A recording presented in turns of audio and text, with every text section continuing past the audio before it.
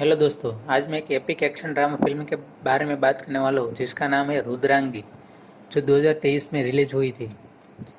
जो विजय अजय सम्राट ने लिखा और निर्देशित किया है और रसमई फिल्म के तहत रसमई बालकिशन द्वारा निर्मित है।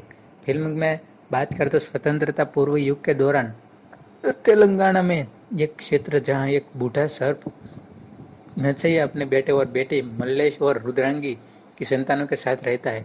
चूंकि वह बूढ़ा हो रहा है, इसलिए वह शिशु सच्चर भाइयों के अविभाज्य बनाने के लिए बुनता है। एक दिन बीमार मत्स्यया कुछ दुष्ट अधिपति भुजंगा राव को मना कर देता है। नतीजतन जब क्रोधित मल्लेश भुजंगा राव पर हमला करता है और रुद्रांगी को उसके घिनौने चुंगल में छोड़कर भाग जाता है, तो उसे मौत के घाट उतार दिया जाता है। वर्तमान में वह एक क्षेत्र रुद्रांगी में प्रवेश करता है, जिसे भुजंगा राव के विरोधी भीमराव देशमुख नामक एक राजा ने रौंद दिया था। एक बिंदु पर मल्लेश उसे भुजंगा राव की हत्या की साजिश में बचाता है। वहां से वह अपना रुख बदल देता है और भीमराव की दयालु पत्नी मीराबाई उसे भाई बहन की तरह प्यार करती है। साल बीतते हैं और भीमराव उग्र स्वभाव वाली ज्वालाबाई देशमुख से दूसरी शादी करने का फैसला करता है।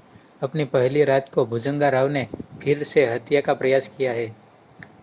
जब ज्वाला ने उसे पीटा, नतीजन भीमराव ने अपने अंतिम हथियार मल्लेश को गोली मार दी, जो ज्वालाबाई द्वारा लुभाए जाने पर अकेले ही दुश्मन को मार गिराता है। इसके अलावा भीमराव उसे स्त्रीत्व की कमी के कारण दूर रखता है।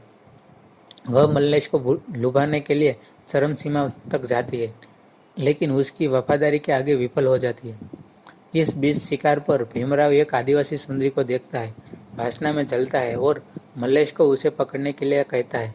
जो वह करता है यहाँ एक चकित होकर वह उसे अपनी प्यारी बचपन की दुल्हन रुद्रांगी के रूप में प्रकट करता है।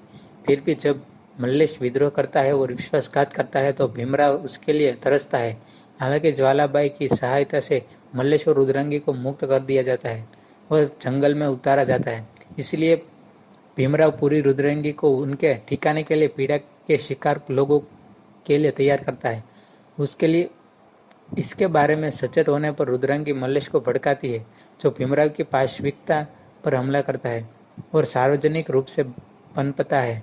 हताश होकर भीमराव अपनी झील के माध्यम से पानी जब्त कर लेता है। अब वह इसके बजाय रुद्रांगी को आत्मसमर्पण करने का आदेश देता है, जिसे जनता ने तबाही के बावजूद त्याग दिया। जब गांव वाले उसे एक देवता के रूप में पूछते हैं तो परेशानी रुद्रांगी आत्मत्याग का चुनाव करती है। इसके बाद वह मल्लेश की सहमति से आगे बढ़ती है, जो दुख पर काबू पा लेता है। वर्तमान में रुद्रांगी अपने ब्रह्मचर्य की रक्षा के लिए आत्महत्या कर लेती है और आत्मखोज के बाद ज्वालाबाई भी सुधर जाती है।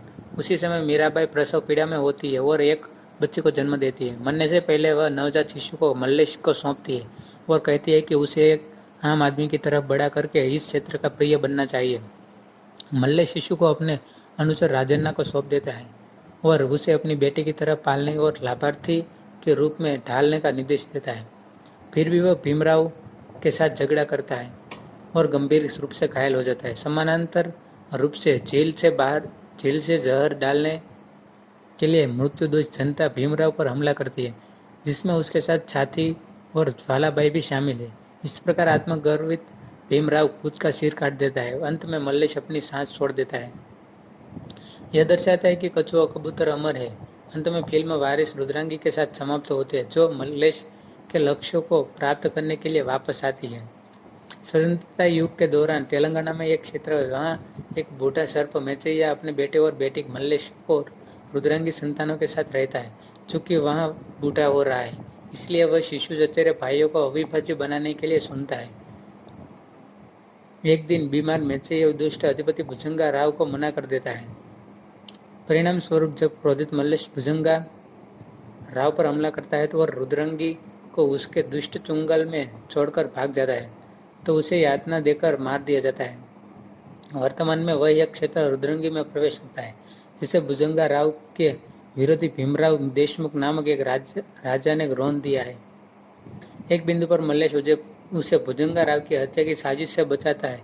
वहां से वह अपना पक्ष बदल लेता है और भीमराव की दयालु पत्नी मीराबाई उसे भाई की तरह प्यार करती है। साल बीत जाते हैं और भीमराव उग्र स्वभाव वाली ज्वालाबाई देशमुख के साथ दूसरी शादी